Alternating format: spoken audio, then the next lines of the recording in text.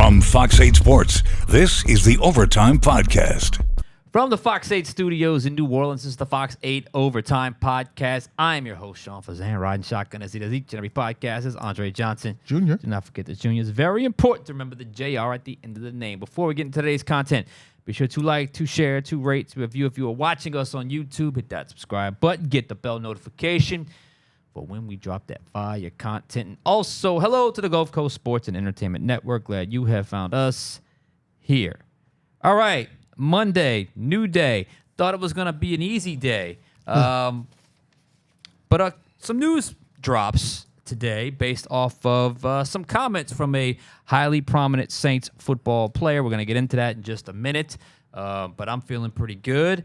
Busy weekend. The draft is come and gone. We wanted to get into that today. We're going to get to a little bit later, but ultimately we got to go first things first. But before that, how you feeling? You know, I'm feeling good, Sean. Like you mentioned, some days you got to audible, you know? Yeah. I was thinking all weekend. I was watching the draft. I had my draft grade ready. I was ready to come in and say whether I liked or did not like the Saints draft class. The parts I liked, the parts, I could have gone without. But then all of a sudden, at a church sermon in Las Vegas, Derek Carr gives us more information on his shoulder injury than we have gotten from anywhere over the last month or so. So, of course, that's what we got to talk about. That's going to be the big picture. All right, first off, no one's heard from him much aside from some YouTube comments with his brother on all things not related to New Orleans Saints football. So his first public comments about his shoulder injury came in a church setting in the city of his former team in Las Vegas, a place called Church LV. He had a few things to say. He was not happy with, I guess, the assumption that perhaps faking the injury, doesn't really have an injury, or whatever the case may be. Called out a couple networks. I'll just let you guys listen to it. Just have at it, listen to it right here. This is Derek Carr at Church LV, his initial comments. I hate that I have to say this, but I have to say this. Yes, I have a shoulder injury, despite what ESPN says, and what some lady on a podcast might think. Okay, I have an MRI report to prove it. The team knows about it. We've been in constant communication. There's nothing wrong. We're figuring it out, and we're going to go forward with that. Is that okay? And I've been dealing with this, and I've been dealing with people lying about me. I've been dealing with them saying this and that, and I'm like, Lord, why do I have to continue to deal with this nonsense? All right, first things first. That was an interesting tone that he struck. Oh, yeah. And that was an interesting decision to call out ESPN and whoever a lady with a podcast is. I don't even want to have an idea who he's talking about. It ain't us. But I know it ain't that. us. But that being that, and if you just heard that, which a lot of you only heard that, it set Saints Twitter off. I mean, he kind of came across as a little condescending right there, a little bit of a victim thing right there, a little bit of I don't know what the word is, but maybe a little bit smug at that point. So if you just cut it off right there, which a lot of you saw that part of the video and reacted in strong fashion, I was ready to react in strong fashion, being like, okay, there is no turning back from this guy. He is done. Got to move on. May still ultimately feel that way, but I went back and watched the whole thing, and I was surprised. I was the first one to tweet this out. If I wasn't exactly the first one, I apologize. But given the traction that tweet I sent out got, he added some personal details to what he has been dealing with, and if you have a heart, you can kind of understand these are not easy situations to deal with. So take a listen. A couple days later, and this is when we're supposed to go to New Orleans and do all this stuff, and we're trying to figure out this while we're dealing with that. Oh, and then on top of that, goodness gracious, then on top of that, we have an emergency in our house, and my wife is not doing good. I'll just say it that way. This was a scary situation to see your wife like that. And they come in, great news. You are completely fine. We're like, what? But what is happening? Like, so we're thankful, right? We're celebrating. Like, yes, like all we've prayed is that she would be okay. But what we didn't know, which came to a complete shock and surprise to us, is that we had a miscarriage. I didn't. She did. We had a miscarriage. And we didn't know we had a baby. So now we're hit with this and this emotional toll of, wait, we had a child? And so I don't just have 4 babies, we have 5. One is in heaven. We have 3 little boys, a little girl, and we'll get to meet the other one when we get to heaven someday. But I say all that to say, let's be a people that doesn't judge and point out and just think the worst when you don't really know what people are going through. Amen? All right, Andre. He also said that his wife, they moved to Fresno. They were doing something out in the backyard, and they got a fire pit. I don't know if it's a propane deal they were dealing with, but it exploded in her face. She ended up with second-degree burn. So his wife, Heather, who, as far as any of us know, I've never met her, but she seems like a sweet person. So you obviously don't want to deal with, you don't want anyone to have to go through that type situation, and just the traumatic event of having to, feeling so sick that you are have to be rushed to the hospital. And Derek said he had to call his brother over, and they brought him to the hospital. However, it went down, and then to find out in the process that you were pregnant and you lost a baby and you didn't even know you were pregnant. And then obviously he went on to say, now I consider him being a Christian man.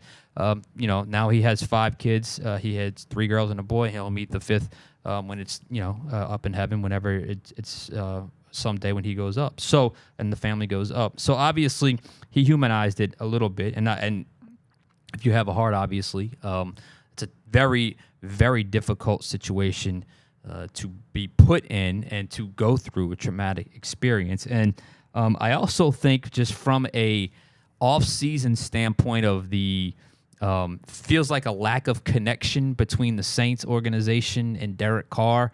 It does put a little bit more context into some of the things that they were dealing with. I have no doubt that a part of their offseason was spent to just decompress and get out of New Orleans. I have no doubt, as his Instagram and social media would show you, that they took some time to go on vacation. And also, they clearly had to deal with some issues. The one thing I'm not going to entertain, and because based off the tweet that I sent out, I think most people were very sympathetic. Some were not. But the one thing I'm not going to entertain, like we talked about the injury when it happens, and that one thing I'm not going to entertain anyone suggesting that they're faking some kind of miscarriage. I'm not going to entertain it. I think that's a low blow, and I'm not going to entertain any of that nonsense. But I do think it does also provides a little bit of clarity in terms, not clarity, context in terms of what they were dealing with. He did not say when it happened. He just said, how did he go? He said, before we were about to head to New Orleans. He said right before they were about to head to New Orleans. The shoulder issue, this happened. Who knows when exactly that was going to be. He didn't exactly give the date, but we do know April 1st was the day. Kellen Moore provided the information at the owners' meetings that he was excited to work with Derek Carr in 2 weeks for the NFL offseason conditioning program when it begins, his first time to connect with him. So do that with that information as you wish, because at some point, the information, the Saints believe one thing. At some point, Derek Carr did not show up to off-season conditioning programs, and at some point, he was dealing with a very personal matter and was not able to get to New Orleans. And look, maybe that all also explains how everyone is treating this like a little bit of a touchy situation. If they were dealing with some sort of very deeply personal issue, then obviously you can understand that now. But the fact, all that aside, which everyone I think is properly shown the respect that you need to show to a situation like that. So you can have sort of that situation and understand and have empathy for that situation. And if you're the Saints, look, it's just off-season conditioning right now. They haven't done any on-field work. So while it's not great that he's not there, you can still survive that if he's dealing with a personal situation. But from the football side of things, which is obviously important, not as important as almost losing a child, or having your wife go through something like that. The football side of things, there are some legitimate questions that even with him opening up and the still very brief answers when you talk to Kellen Moore and Mickey Loomis about Derek Carr, the questions still remain, Andre. When did this happen? How did this happen? When did the Saints know about it? And what do they do from here? And does he play this season? Ultimately, that's still unanswered because Derek, and he spoke for, how long did he speak for? Like an hour. He spoke for like an hour. Okay. As he spoke for like an hour, He got into the football, he got into the personal, and he got into, he's there at a church service, so there was a lot of Bible and stuff like that, scripture. But there was no specifics in terms of, okay, I'll be back on the field hopefully soon. We're getting closer and closer. We're going to deal with it. It's still very, very open-ended. And the one thing Mickey Loomis did say, he was pressed on it a little bit after the draft, was that if healthy, Derek Carr is the starter. But I still don't have any, if you just go by what Derek just said, how Mickey Loomis said what he said, anytime you ask Kellen Moore about it, it's three words and he's done. I still have no idea what's going on if Derek Carr is going to be back in New Orleans anytime soon. And I'm still going to stand by the idea that I just don't think he's going to be the starting quarterback for the Saints in 2025. How about you? I'm with you there. I mean, when you listen to, the two sound bites that we played about Derek Carr, obviously the second one where he's talking about the family, you separate the player from the person. No matter what you feel about Derek Carr, the player, as a person with him and his family, I hope everything's going well. I hope they recover mentally, physically, all of that. Then when you get to the player aspect and the Saints aspect, when I heard the first part, what he said. Now, he did come off a little smug. He had a bit of an attitude when he said it. But the first thought I had was, why was that so hard for Mickey Loomis to say last week? We just had a podcast, I think it was Wednesday, about when Mickey Loomis talked pre-draft, and he had the 1 minute reel that we played of him saying, I'm not going to answer that question about Derek Carr. This is a draft press conference. I'm not talking about Derek Carr. You want me to tell you before you ask the question I'm not going to answer it? Or just all of that? You laid it out briefly on social media, right? Was it that difficult to say, yes, Derek Carr has a shoulder injury. Yes, we're still evaluating it. Yes, he's still our quarterback, and we're going to see what happens as we move forward. That's all people wanted to hear. That's all the fan base wanted to hear. Now, he could have let, the second part that Derek Carr had about the, everybody doesn't know what they're talking about. We could have left that part out, But if you just take the first half of what Derek Carr said, that's all Mickey Loomis could have said, and it would have probably been a lot better than what he actually did. It doesn't tip your hand in regards to the draft at all because you wanted to draft Tyler Shough. You still did draft Tyler Shough. So in no way does acknowledging, yes, Derek Carr is hurt and we are still evaluating it, in no way does that mess up your draft plans like some people were saying. Oh, well, of course Mickey's not going to say anything. He doesn't want to tip his hand. You can address the elephant in the room without tipping your hand. So I'm glad the elephant in the room was addressed by somebody, but like you said, still a lot of questions and still not enough answers, and that's going to be, the overwhelming story when it comes to this team. Before the draft, it still is after the draft. OTAs are going to roll around, mini camp's going to roll around, training camp's going to roll around, and all of the questions until people get answers, not just with the media but in the fan base as well, they're going to revolve around what's going on with Derek Carr when the Saints take the field week 1. Is he the one that's going to run out of the tunnel, or is it going to be somebody else? And why can't anyone say when it happened? Why can't anyone at least say, look, or how it happened? I mean, or if it was something that was discovered when we were checking something else out. Something. Why has there been no clarity on that situation? And why is that just like, we can't go there? Like what is so difficult about that? Look, I have a feeling, I don't know, how do I phrase this? I think ultimately as you peel back the timeline and it gets to the root of when it actually happened or how it actually goes, it probably made some of the decisions the organization made not look so good based off of when or if this happened or how, or if they expected this sort of situation to pop up when it did based off other moves that they made. I mean, you wouldn't necessarily restructure the guy and create all that cap space to make it more difficult to move on from next year if all of a sudden he's got a shoulder injury. So still left unanswered are questions. I'm glad he finally spoke. Part of you is like, okay, that's a little intense. The other part of you is like, okay, yeah, that's a tough thing to go through. And it's just like, okay, but where does everyone go from here? Is he going to be a New Orleans Saints quarterback in 2025 ever again? Because Loomis says he'll be the starter if he's healthy. I don't know when he is planning to come to New Orleans. There doesn't seem to be he's clearly on the West Coast still dealing with some kind of dealing with his own medical people. I don't know if the Saints are going to end up having to at some point the Saints medical staff has to get involved, right? To either confirm or check or do their own sort of due diligence on the situation. It's the highest paid player on the team, and it's the right shoulder of the starting quarterback. So now you're just left with this. He cleared the air, but he didn't really clear the air because he kind of explained, yes, I have it, and obviously explained his frustration and also, I guess, somewhat explained why he's been a little bit away, disconnected, as opposed to, it almost felt like he was ghosting the Saints at some point in the offseason. So you have a little bit of context on that, but it just, outside of that, no one wants to say anything. And it's just, to me, it's just, now you're getting into May.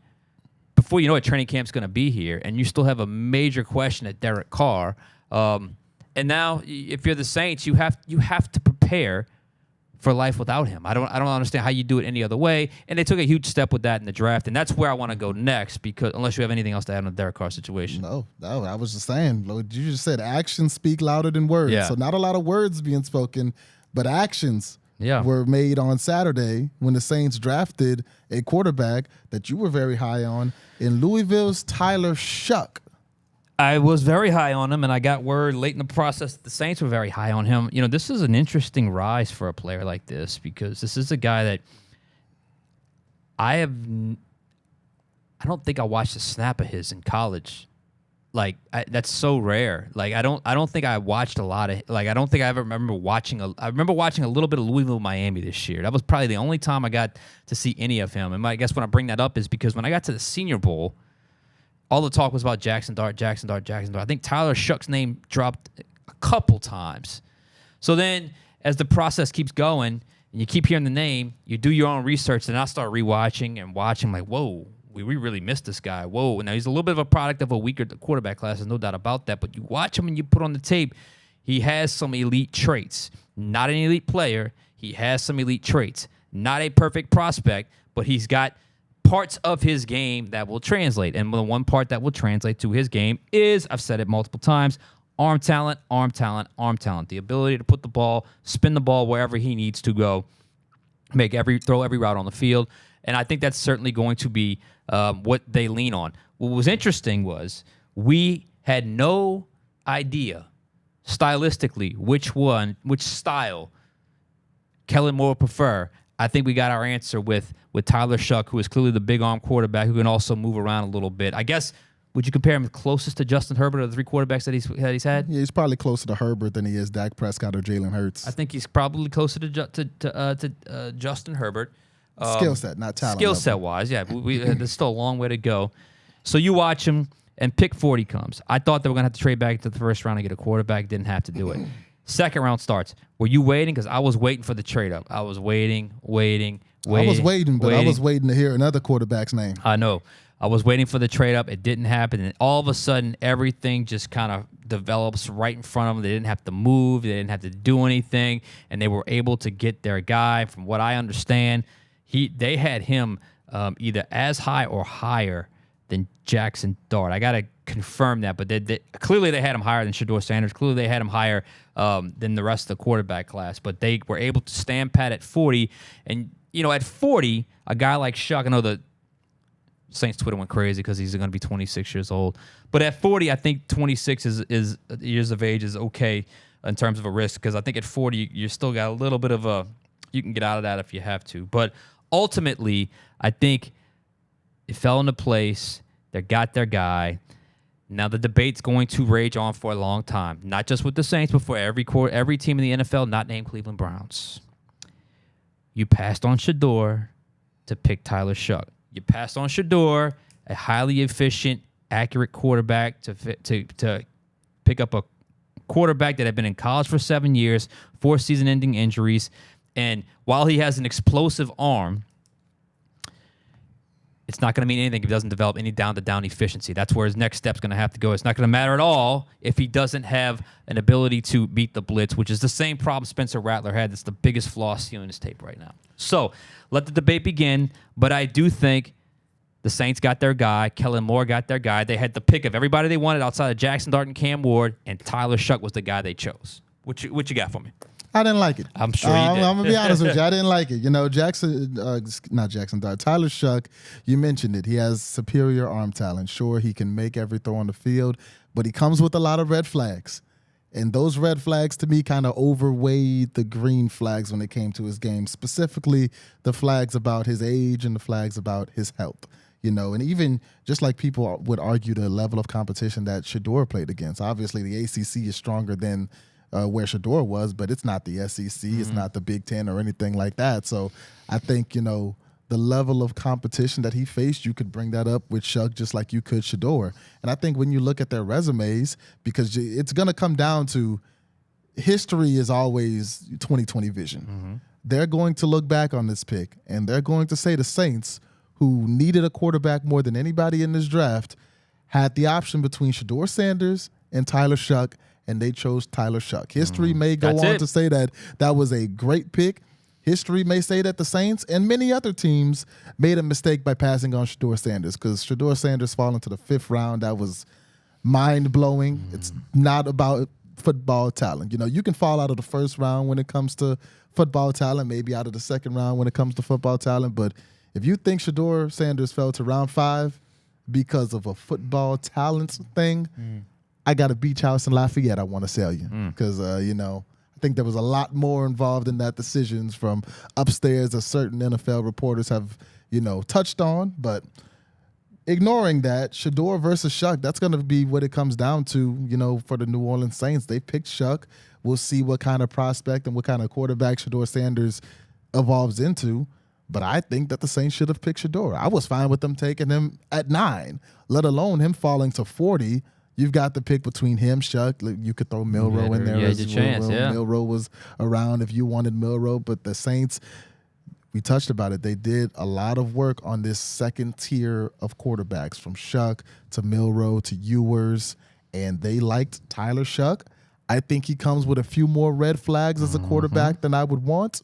I would have went elsewhere, but the Saints went with Shuck, and the reality is Tyler Shough, if Derek Carr truly has played his last snap as a Saint, you'll probably see him running out of that tunnel week 1, because it's going to be between him if they sign a veteran, Spencer Rattler, and I was getting my car worked on this weekend, and I ran into a podcast fan at the car shop, and we talked for about 20 minutes, and he told me, this was before they drafted Tyler Shough, whoever the Saints draft, Spencer Rattler is going to beat them out in camp, and Spencer Rattler is going to be the week 1 starter. Now, spoiler alert, I imagine we'll have a podcast on that eventually at one point between now and the start of the season, but I think Tyler Shough right now is probably the favorite. Let's talk. Let's get into that, because I think it's going to be a legit competition, but he's Kellen's guy. Kellen had his chance to pick, and they chose the 6'5", 220-pound Tyler Shough.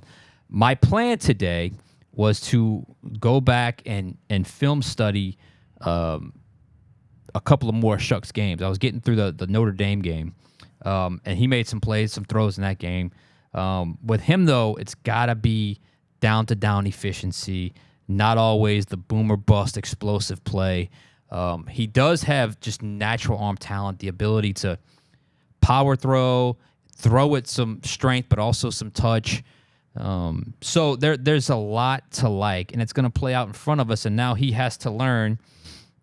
He's still a rookie, while Spencer Rattler's going into his 2nd year. So all the rookie stuff that you go through the long year, he's over that, but Shuck has to deal with that. I will say this for Shuck. I thought he came across pretty impressive in the Q&A we did with him. I think he's a guy that's been battle-tested. I think he's at an ease with what he's gone through in his collegiate career, and I think that's something you can certainly respect. He certainly felt like at some point in his collegiate career he didn't think the NFL was going to happen because of so many season-ending injuries, and he was able to battle through it and fight through it. And it certainly feels like from where he's at, whatever happens, he's at ease with that because of all that he's been through. His dog was the star of the show. I don't know about that, because Kelvin Banks Jr. is his baby. He was a star, no doubt about that. He gave him a good run for his money. But I'm with you. I think ultimately I could see a situation where Rattler may be the early guy and then Shuck becomes the guy at some point. But I'm leaning towards right now. given how both players play. And I truly want to see what Spencer Rattler does from an improvement standpoint from last year this year, because there were some things on tape that you liked, but there were some things on tape he did not do well, particularly against the blitz. But Tyler Shuck had the same issue. So I think it's going to be a pretty good competition. It'll be our storyline, main storyline heading into training camp, provided Derek Carr is done, which, of course, we don't know. And honestly, I'm tired of doing these shows where we just kind of have to say the same. We come to the same conclusion. We still don't know anything. I was excited to talk about my draft grades. We're going to talk about the draft grades on Wednesday. I can promise you that. Because I'm kind of over the, okay, there's a Derek Carr update, but there's no real update. We still don't know when he's going to be here. But in the meantime, enjoy the Saints draft class. I thought they did a really good job, particularly on day 3. I'm going to save that for Wednesday. And as of right now, I think Tyler Shough will be the QB1 in 2025. Yeah, you've got 2 young guys. One, it's obviously Kellen Moore holds Tyler Shough in a little higher regard than Clint Kubiak held Spencer Rattler, just based off of where they were drafted. Mm-hmm. So we'll see if being Kellen Moore's guy and kind of being the favorite politically can work in Tyler Shough's favor, and if he can beat out Spencer Rattler, because Kellen also was complimentary of Rattler and talked about the biggest jump a quarterback makes is from year 1 to 2. We'll see if Spencer can make that jump and truly be the starting quarterback for the Saints. You can't just hand him. You can't hand either one the jump. jump. They got to earn it. Especially since this is our guy. Oh, yeah, he's got to win that beyond a shadow of a doubt. They got to earn it. They got to earn it. Every day. So Tyler Shough, Spencer Rattler, if Derek Carr's not there, should be fun. All right, for Andre Johnson Jr., I'm Sean Fazende. We'll catch you guys next time on Overtime.